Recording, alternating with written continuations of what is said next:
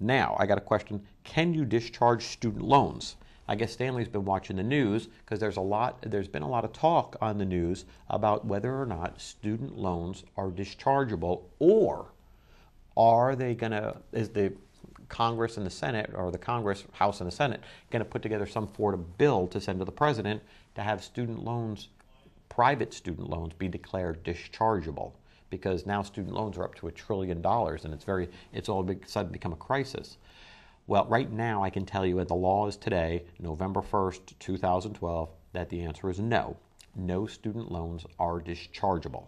That's why the private student loan market has exploded, because it's a way for them to lend you money and a way for the debt to be non-dischargeable. So even if you file bankruptcy, the chances are pretty good you're not going to be able to discharge it unless you can meet the requirements of the discharge, the hardship discharge under the bankruptcy code, which is extremely difficult to meet.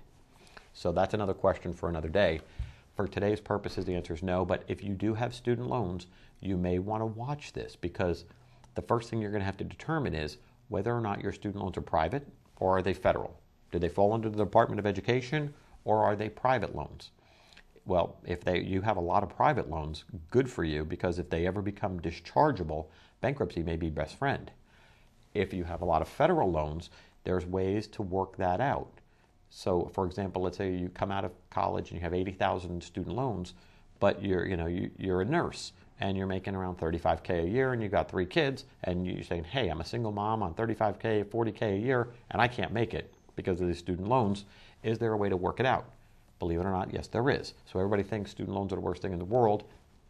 I understand the logic behind it. You get the education, and then, I got to pay this back, so I'm not getting ahead. I get the policy arguments, I guess, if you will, behind it. But the reality is it's going to have to be paid back somehow. So if you can get on an income-based repayment plan with the Department of Education, you come out much further ahead. So it's definitely something to think about.